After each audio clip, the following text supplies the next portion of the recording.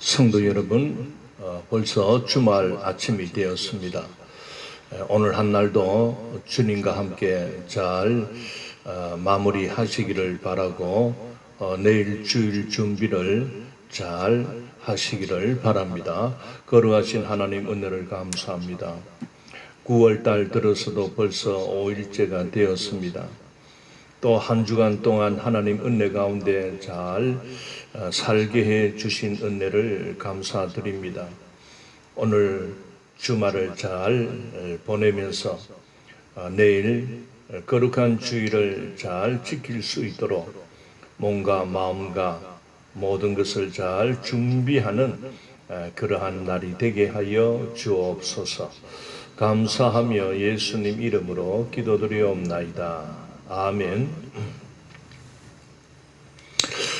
오늘 우리가 읽고 공부할 말씀은 예레미야 32장이 되겠습니다. 오늘은 32장 1절부터 15절까지를 읽고 오늘 이 본문에서 하나님께서 주시는 그 말씀의 뜻을 살펴보도록 하겠습니다.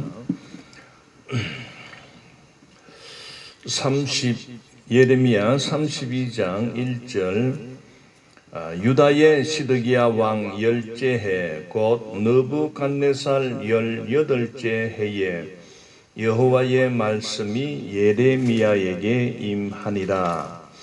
1절에서 바로 지금 하나님께서 그 예레미야가 지금 처해져 있는 상황, 그 시대가 언제다 하는 것을 명확하게 나타내 주고 있습니다.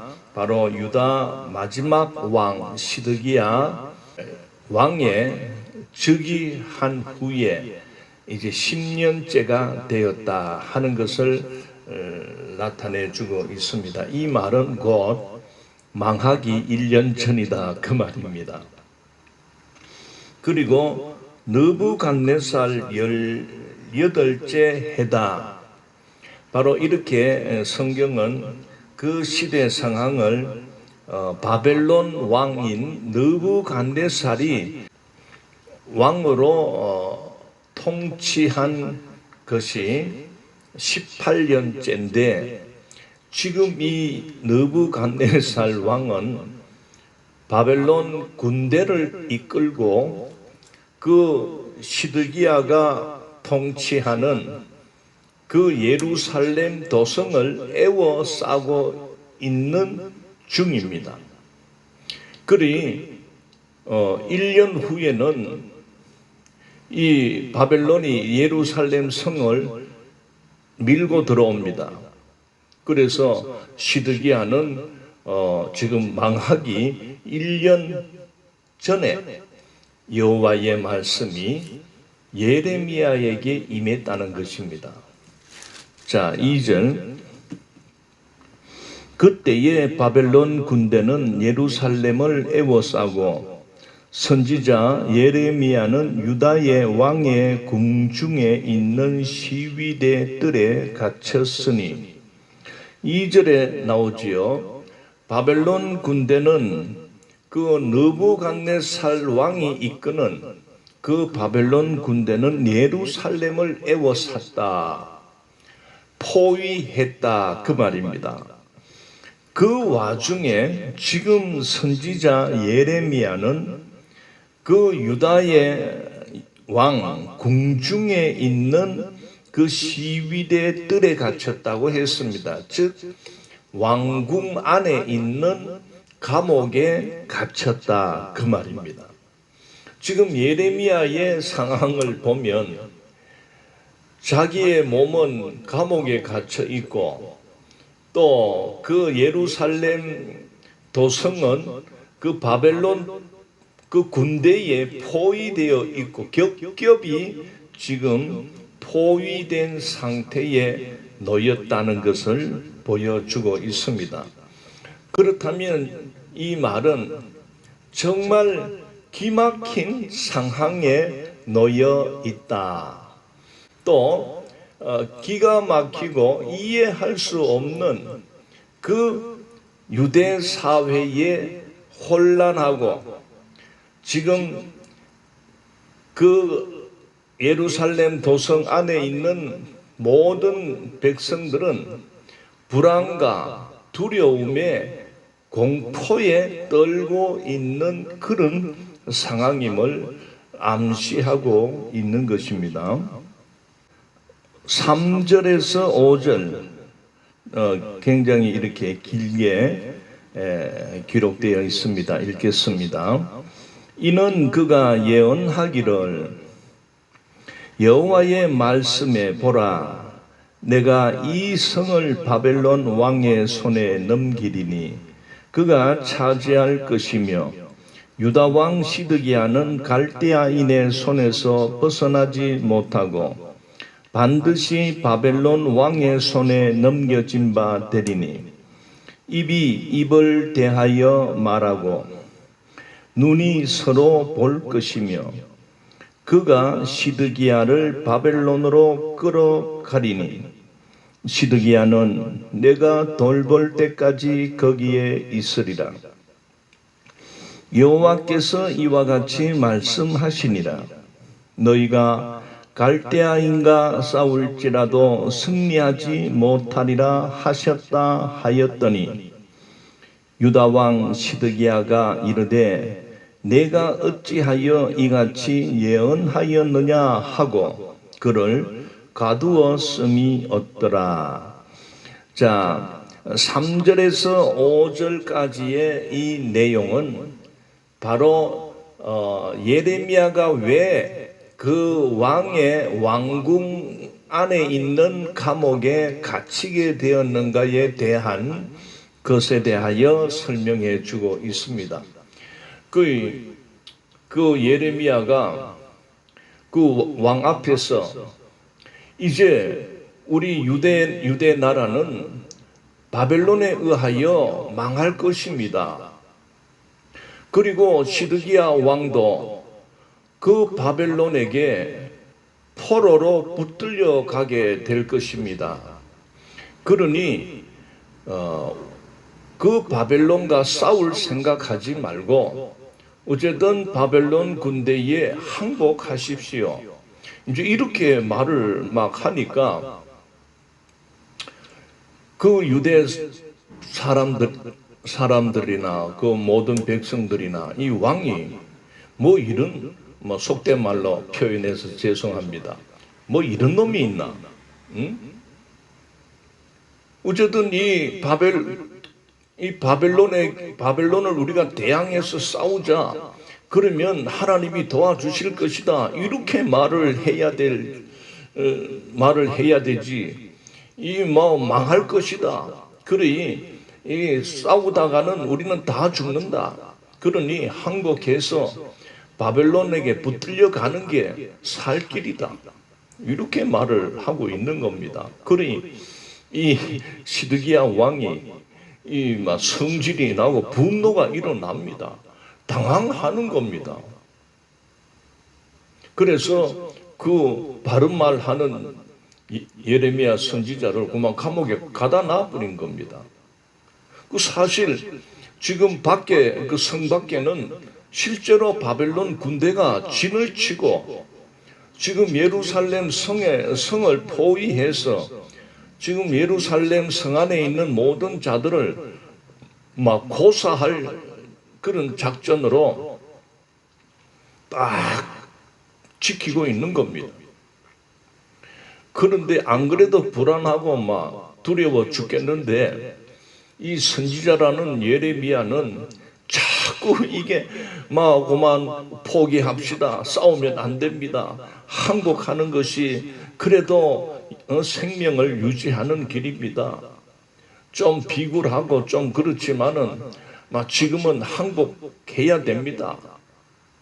그렇게 항복해서 바벨론의 포로가 되어 가게 되면 하나님께서 70년 후에는 다시 우리를 회복시키고 다시 본토로 돌아오게 하고 하실 겁니다.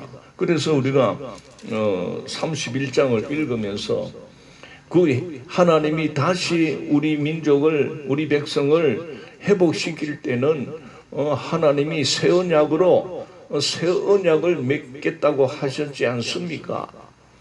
그리고 돌아올 때는 이 예루살렘 도성이 새롭게 회복되고 건축되고 재건되어서 우리는 이 아름다운 도성에 다시 돌아오게 될 겁니다. 자, 이렇게 말을 했는데 어쨌든 그 왕의 입장에서는 괘씸하고 저런 자가 있느냐, 응? 그러면서 그만 감옥에 잡아 연 겁니다. 자, 6절 보겠습니다. 예레미야가 이르되 여호와의 말씀이 내게 임하였느니라 이르시기를. 7절 보라, 내 숙부 살룸의 아들 하나멜이 내게 와서 말하기를 너는 아나돗에 있는 내 밭을 사라. 이 기업을 물을 권리가 내게 있느니라 하리라 하시더니. 자, 6절 7절에 가면 6절부터 지금 이 상황이 감옥에 갇혀 있는 예레미야에게 하나님의 말씀이 임합니다. 즉 계시가 임했다는 거죠. 어떤 말씀이 이렇게 주어졌냐면은, 야 예레미야야, 좀 있으면 너의 숙부의 아들 하나멜이, 즉 삼촌의 아들인 사촌이 하나 찾아올 거다. 응? 사촌이 찾아와서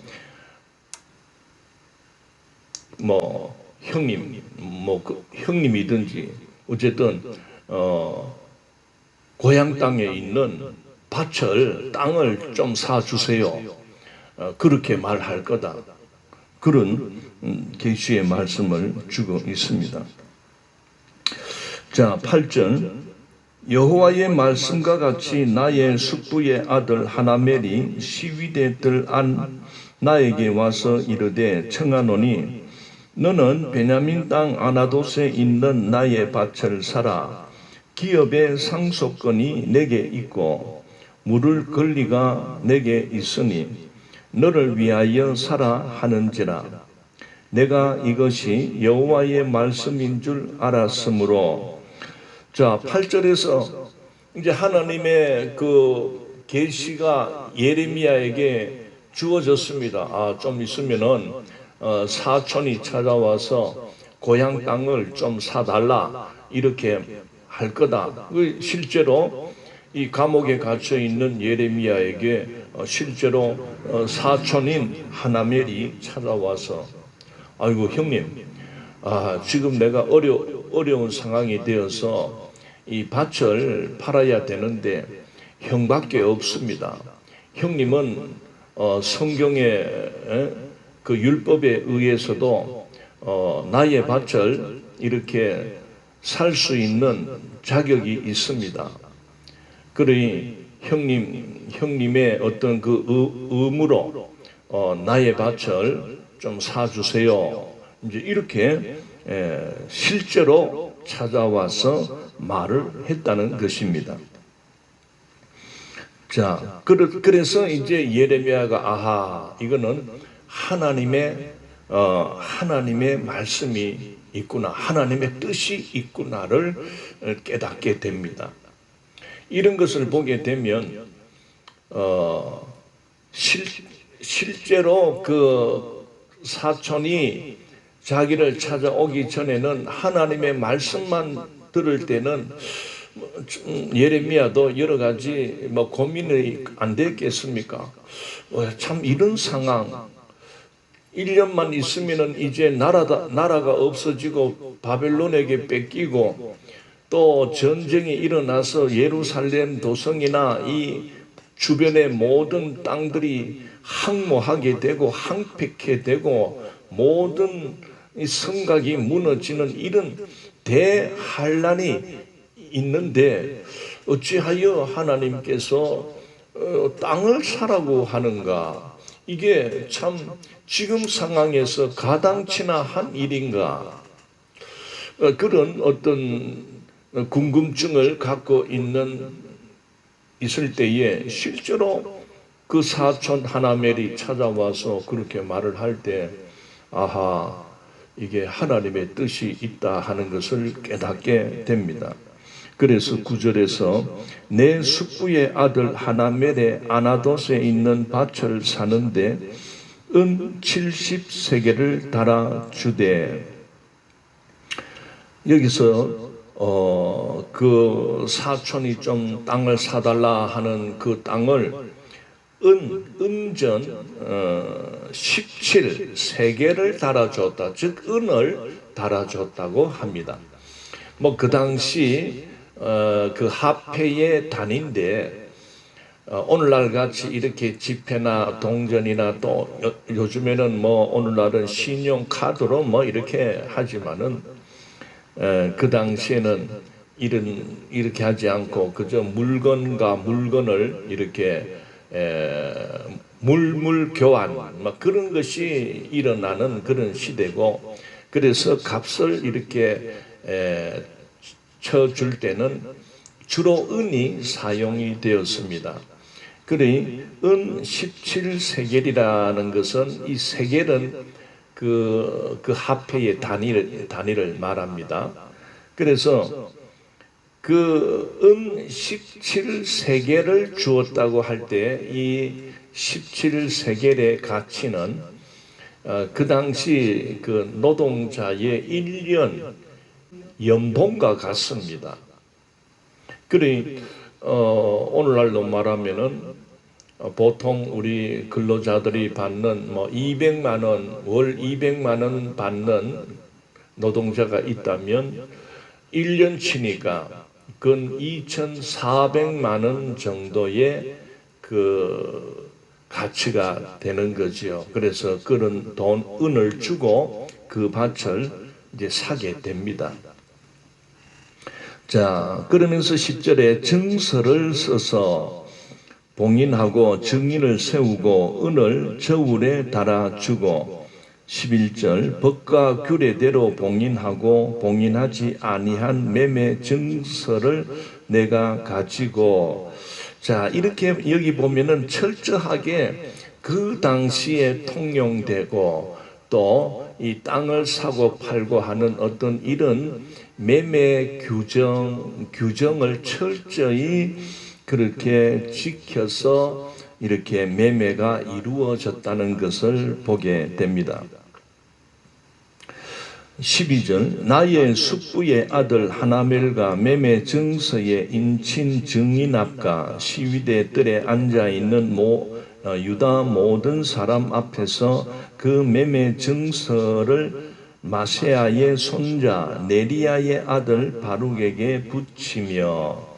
자, 이 감옥에 갇혀 있는 예레미야가 이렇게 매매를 하기 위하여 뭐 요즘 말로 하면은 뭐 토지 매매, 뭐 공증 서류 이런 것을 철저하게 그렇게 한 것에 대해서 참 놀랍습니다.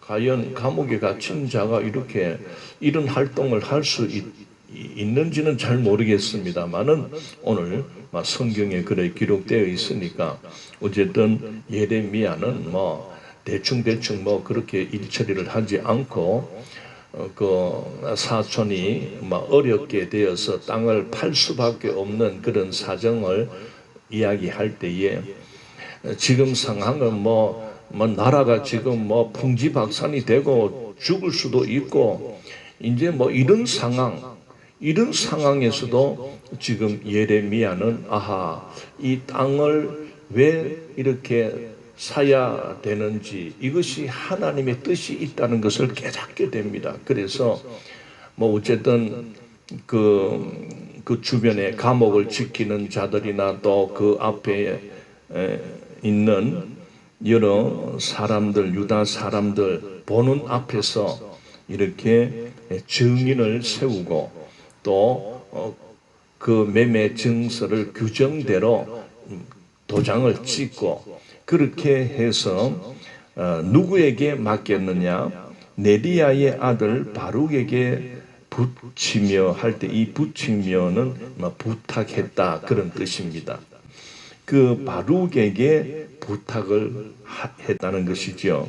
13절 그들의 앞에서 바룩에게 명령하여 이르되 14절 만군의 여호와 이스라엘의 하나님께서 이와 같이 말씀하시기를 너는 이 증서 곧 봉인하고 봉인하지 않은 매매 증서를 가지고 토기에 담아 오랫동안 보존하게 하라.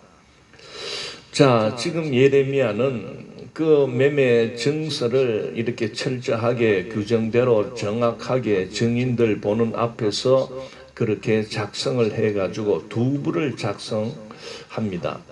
그래서 하나는 도장을 찍어가지고 봉하고 또 하나는 봉하지 않는 상태로 이렇게 바룩에게 주면서 이것을 단지에 담아서 오랫동안 보존이 되도록 하라고 그렇게 말을 합니다. 물론 요즘 같으면은 어떤 은행에 맡긴다든지 또 그렇게 할 수가 있습니다. 그런데 그 당시는 그런 은행도 없고 하니까 이 단지에 묻어서 오랫동안 보존하게 한 겁니다. 이걸 볼 때 예레미야는 하나님의 그 말씀을 철저히 믿는 자라는 것을 보게 됩니다. 지금 이렇게 지금 망하기 일보 직전에 있는 그런 상황이지만은 하나님은 반드시 70년 후에는 다시 돌아오게 한다는 그 회복을 굳게 믿는 것입니다. 그러기 때문에 이제 다시 돌아오면은 이 땅의 임자가 누구냐 그걸 증명하기 위해서라도 이렇게 매매 증서를 잘 보관토록 그렇게 했던 것입니다. 15절 만군의 여호와 이스라엘의 하나님께서 이와 같이 말씀하시니라 사람이 이 땅에서 집과 밭과 포도원을 다시 사게 되리라 하셨다 하니라. 이렇게 매매를 마친 후에 하나님께서 다시 예레미야에게 말씀하십니다. 사람이 이 땅에서 집과 밭과 포도원을 다시 사게 되리라. 예레미야야 잘했다. 세상 사람들은 이런 환난이 오고 너의 말대로 한다면은 완전히 이제 이 도성 안에 살고 있는 우리 모두는 죽거나 또 포로로 잡혀가고 완전히 예루살렘이 쑥대밭이 되고 무너지고 황폐화 된다고 하는데 너 참 이상하다. 너 혹시나 정신이 이상하지 않나? 이런 상황에 땅을 사는 사람이 세상 천지에 어디 있느냐? 물론 그걸 지켜보는 사람은 참 저 예레미야가 저 참 희한한 일을 한다. 좀 있으면은 망한다고 그렇게 큰 소리 치고 예루살렘이 파괴가 되고 멸망이 되고 바벨론에게 포로로 붙들려 간다. 그리고 70년 세월이 포로 생활을 할 것이다. 하면 죽을 줄도 모르고 저렇게 돈을 주고 땅을 저렇게 사놓는 걸 보니 저건 암만해도 미쳤지 않겠나 그렇게 여길 수가 있는 것입니다. 그러나 당사자인 예레미야는 철저하게 하나님께서 지금은 이 예루살렘을 망하게 하지만은 이 망하게 하시는 것은 이 유다 백성들이 하나님의 언약을 깨뜨려 버리고 하나님을 떠나고 사신 우상을 섬기며 하나님의 진노를 유발케 했고 그래서 하나님의 심판으로 망하게 된다는 것을 알고 그러나 분명히 하나님께서 너희들이 포로로 좀 힘들고 괴롭지만은 포로 생활 70년을 다 마친다면 그 후에는 반드시 내가 너희 민족을 본토로 이 도성으로 다시 데려올 것이다. 회복될 것이다. 그 예레미야는 그걸 믿었던 것입니다. 그 매매를 하는 과정을 지켜본 다른 유다 사람들은 조롱했을 거 아닙니까? 속으로는. 그러나 예레미야는 다시 회복이 될 것이다. 사랑하는 성도 여러분, 오늘 우리는 이 예레 감옥에 갇혀 있는, 그리고 예루살렘 도성이 바벨론 군대에 지금 포위되어 있는 그 절박한 상황, 위기의 상황, 정말 어떻게 보면 종말, 세상 종말이 지금 지척에 와 있는 그런 상황에서 하나님은 예레미야에게 땅을 사라고 말씀을 하셨다는 것을 우리가 어떻게 받아들여야 되겠습니까? 오늘날 정말 이 세상이 돌아가고 세계가 돌아가는 것을 볼 때에 도처에 전쟁의 소문이 들려지고 또 전 세계에 이 바이러스의 침공에 의하여 바이러스의 포로가 되어 가고 있고 수백만의 인명이 벌써 사망으로 그렇게 죽어가고 있습니다. 그리고 또 신문지상이나 들려오는 이런 소식들을 보게 되면 지구온난화로 인하여 지금 세상은, 이 지구 땅은 몸살이 아니라 이 완전히 가열되고 있다 하는 그러한 소식을 접하게 됩니다. 이런 온난화의 문제 때문에 북극이나 남극에 있는 그 얼음이 점점 녹아지고, 그리고 얼어붙었던 그 동토의 땅이 이 해빙이 됨으로 인하여 생각지 못한 심각한 그 바이러스가 나타나고 있다고 합니다. 인류 역사상 나타났던 그런 바이러스들이 그 땅이 얼 때에 땅 속에 얼어 있다가 이 지구가 점점 뜨거워지면서 이 온도가 올라가는 이런 바람에 지금 북극의 얼음이 점점 녹아지고 동토 땅들이 녹아지니까 그 얼음 속에 갇혔던 바이러스, 그 다음에 땅 속에 얼어있던 이런 생각지도 못한 인류 과거에 일어났던 그런 바이러스들이 지금 발견되고 있다고 합니다. 그리고 보십시오. 산불이 한번 나면은 이게 몇 개월씩 감으로 인해서 완전히 그 기후를 바꿔버립니다. 미국이나 오스트리아입니까? 몇 개월 타는 그런 산불로 인해서 큰 그런 그 피해가 일어나고 산림이 손상이 됨으로 인해서 산소가 없어지고 점점 이산화탄소가 이 공기를 오염시키고 있게 되는 것입니다. 그리고 이 온도가 올라감으로 인해서 지구온난화로 인하여 땅은 점점 메말라 갑니다. 그러니 기근 상태로 여러분 이제 식량 문제가 심각하게 지금 대두되고 있는 상황입니다. 참 이와 같이 우리가 살고 있는 이 지상의 환경, 기후 문제가 정말 이제는 피부로 와닿고, 그래서 우리는 이제 전 세계 인류는 이 마스크를 쓰면서 살아가는 그런 시대가 된 것입니다. 성경에서도 이러한 난리와 난리, 소문과 소문이 일어나는 것은 그 마지막 때의 징조라고 말씀하고 있습니다. 그러다 보니 사람들은 특히 이 요즘 교회 안에서 이 성도들이 이 영적인 혼란을 겪고 있습니다. 그래서 많은 소리가 들립니다.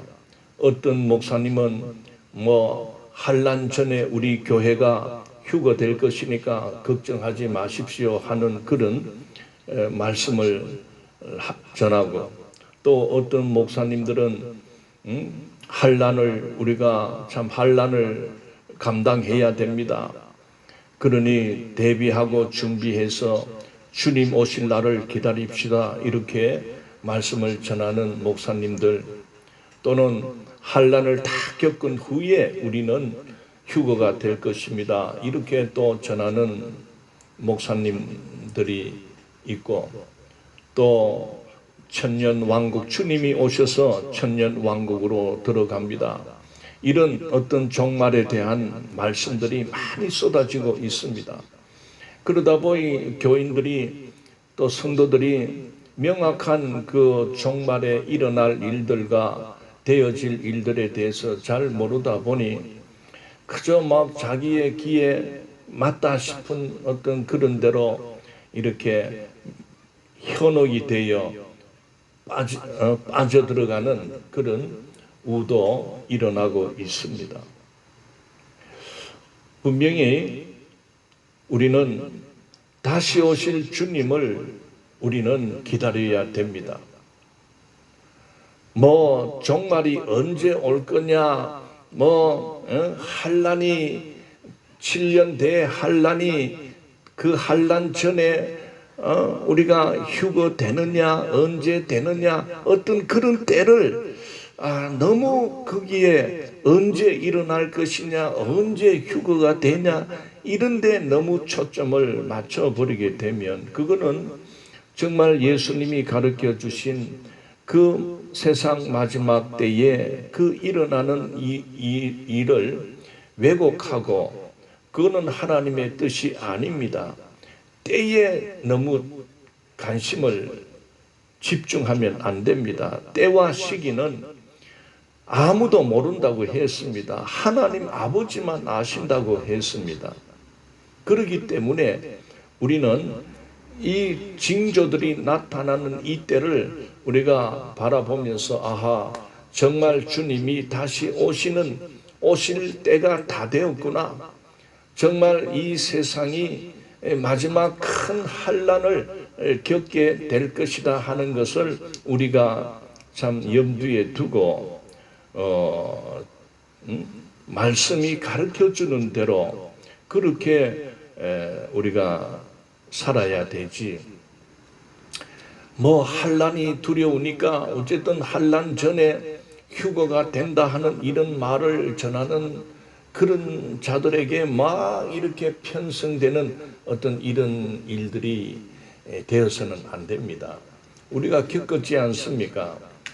그 다미 선교회 그 이장님이라는 자가 마지막 그 휴거가 일어난다 해서 그걸 추종하는 자들은 직장이나 모든 재산을 팔아치우고 그래가지고 거기에 흰옷을 입고 그걸 기다렸다가 불발된 사건이 일어나지 않습니까? 사랑하는 성도 여러분, 오늘 이 본문을 우리가 읽은 이 부분은 하나님께서 그 예레미야를 한번 시험하신 문제입니다.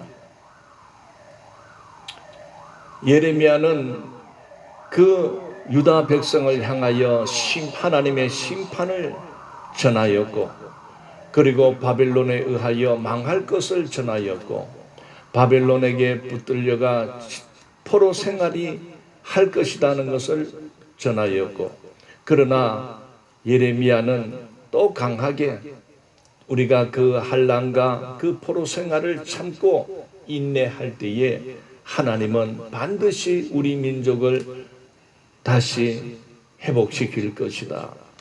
그러면서 강하게 말씀을 할 때 유다 백성들은 믿지 않았습니다.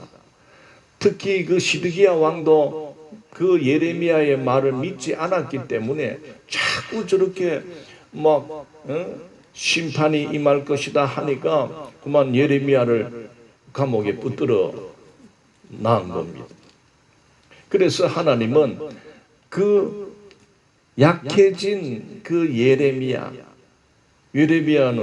하나님, 나는 하나님이 말씀하라 해서 이렇게 종말에 대한 그 심판과 멸망과 그리고 포로 생활과 포로 귀한 후에 일어날 일에 대하여 나는 하나님이 주신 말씀대로 전했는데 왜 내가 이렇게 감옥에 갇혀서 참 이런 수모와 고난과 고통을 당해야 됩니까? 하는 그런 어떤 좌절감 사로잡혀 있지 않았겠습니까? 그때에 하나님이 오늘 32장 1절에서 15절까지를 통해서 예레미야를 시험해 본 겁니다. 그래서 너의 사촌이 찾아와서 땅을 사라 할 때 그 땅을 사는지 안 사는지를 본 것입니다. 여러분, 완전히 만약에 오늘 여러분들에게도 만약에 이제 조금만 있으면은 이제 환난이 닥치고 이제 막 하늘에서 별들이 떨어지고 강과 바다와 이런 물들의 3분의 1이 핏빛으로 변하고 쓴물이 되고 만약에 이렇게 성경 계시록에 나오는 말씀대로 이렇게 정말 일어난다고 믿는다면 땅을 사라 할 때 여러분 땅 사겠습니까? 살 수 있겠습니까? 다시 회복에 대한 믿음이 없다면 결코 살 수가 없습니다. 그래서 하나님이 예레미야에게 갇혀 있을 때에 예레미야의 믿음을 한번 보시고자 했던 겁니다. 그래도 참 다행스럽게 예레미야는 아하 이게 하나님의 뭔가 뜻이 있다 하는 것을 깨닫고 그 사촌이 땅 사락하는 거 그거를 정상적으로 돈을 지불하고 그렇게 샀던 겁니다. 그리고 그걸 보관케 했던 겁니다. 나는 오늘 여러분 우리 모두는 이 예레미야와 같이 이 환난이 시작되는 이러한 시점 속에서 우리는 희망을 놓지 말아야 합니다. 바로 성경은 오늘 우리들에게 이 환난 속에서 고통을 당하는 오늘 우리들에게 많은 부분에서 끝까지 참는 자는 구원을 얻으리라 하신 말씀이 있습니다. 그리고 주님이 다시 오실 것이다. 주님이 다시 오실 때에 믿고 참고 기다렸던 자들은 몸이 변하여 주님을 맞이할 것이다. 그러니 신랑 되신 주님을 기다리는 그 슬기로운 다섯 처녀와 같이 기름 등불을 늘 준비하며 살아가야 된다고 예수님이 그렇게 가르쳐 주셨지 않습니까? 나는 다시 온다. 내가 너희들을 데리러 올 것이다. 내가 가는 것은 너희들이 거처할 아버지 집에 거처할 곳을 만들기 위하여 내가 잠시 간다. 그리고 내가 반드시 너희들을 데리러 올 것이다. 요한복음 14장에서 나오지 않습니까? 우리는 이 세계가 점점 이 세상이 종말을 향하여 이 참 되어가는 이때를 혼란스럽게 낙심하거나 좌절하거나 포기하거나 그렇게 해서 나의 어떤 있는 것을 흥청망청 쓴다든지 다니고 있는 회사를 그만둔다든지 학생은 공부를 이제 세상 종말이 오는데 무슨 공부할 필요가 있느냐, 이런 현혹에 빠져서는 안 됩니다. 예수님께서도 마태복음 24장을 통해서 두 사람이 밭을 갈다가 하나는 데려감을 당할 것이고 하나는 남을 것이라고 했지 않습니까?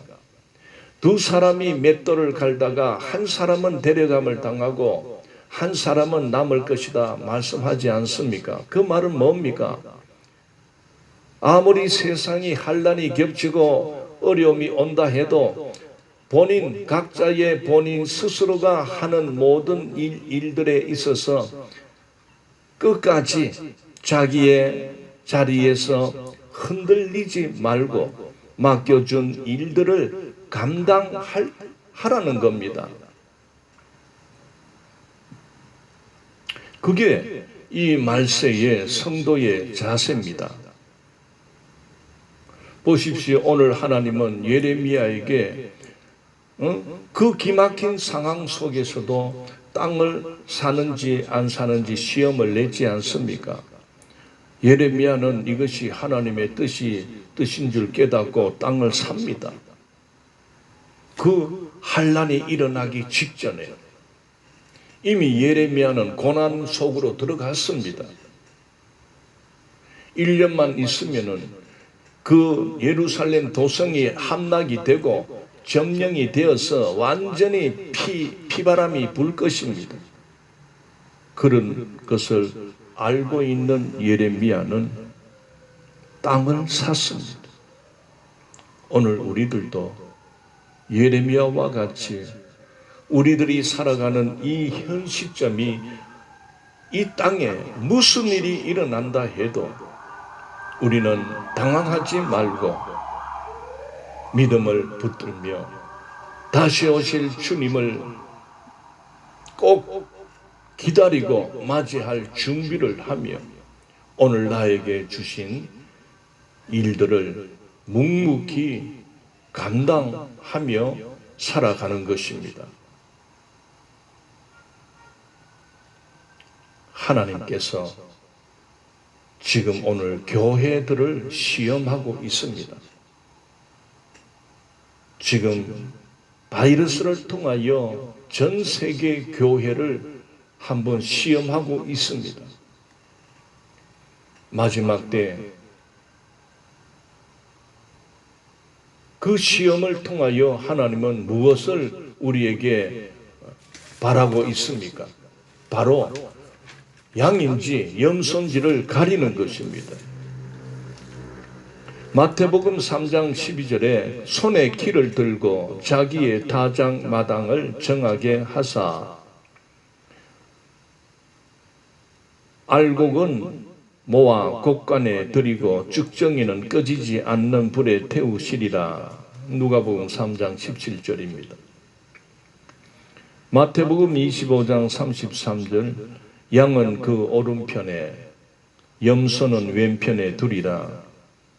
마태복음 13장 30절 둘 다 추수 때까지 함께 자라게 두라. 추수 때에 내가 추수꾼들에게 말하기를 가라지는 먼저 거두어 불사르게 단으로 묶고 곡식은 모아 내 곡간에 넣으라 하리라. 심판은 추수 때를 말합니다.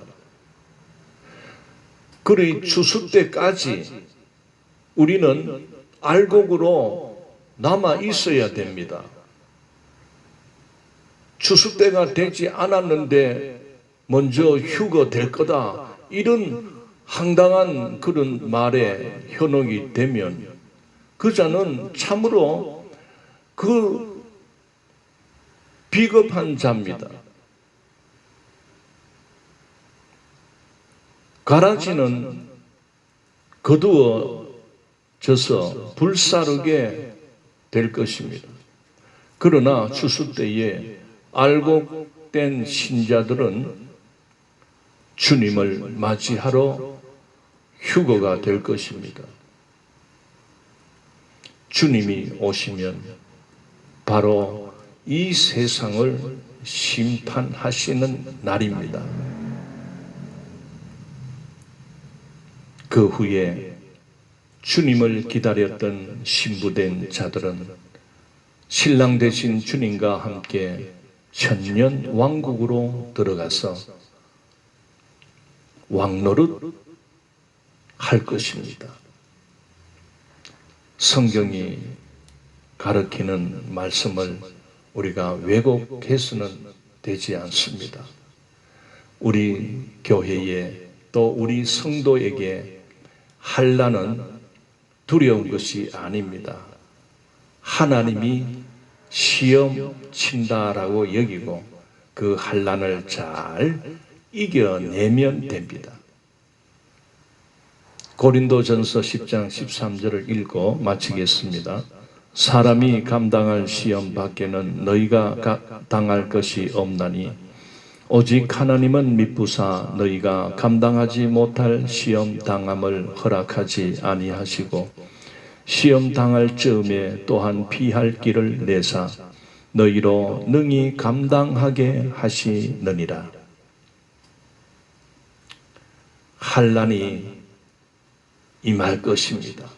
그러나 우리가 감당치 못할 환난은 하나님이 주시지 않습니다. 그러나 그 환난, 감당치 못한 환난이 임할 때는 하나님은 당신의 백성들에게 피할 길을 주십니다.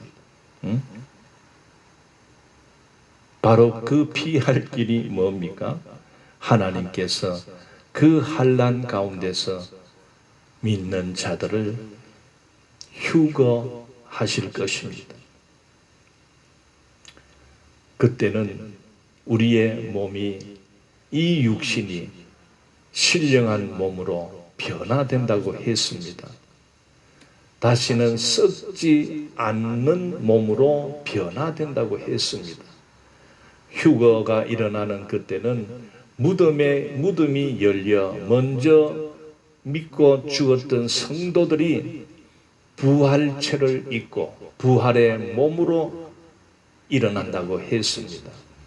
그래서 오시는 이 땅에 재림하시는 그 주님을 맞이하는 것입니다. 여러분, 어쨌든 다시 오실 주님이 속히 오시기를 정말 염원하면서 그래 기다리면서 나에게 맡겨주신 모든 일에 열심을 다하여 그렇게 충성을 하는 것입니다. 여기까지 말씀을 마치겠습니다. 거룩하신 하나님 은혜를 감사합니다. 오늘도 감옥에 갇힌 예레미야에게 하나님이 주신 그 시험 문제를 예레미야는 참 해답을 풀었습니다. 오늘 우리들도 환난이 올 때에 그 환난이 두려워서 숨는 자가 되지 말고 그 환난 가운데서 다시 오실 주님을 손꼽아 기다리며 우리에게 맡겨주신 모든 일을 잘 감당하며 끝까지 견딜 수 있는 은혜와 힘과 능력을 베풀어 주시옵소서. 감사를 드리옵고 예수님 이름으로 기도드리옵나이다. 아멘. 내일은 주일입니다. 주일 예배 시간에 뵙겠습니다.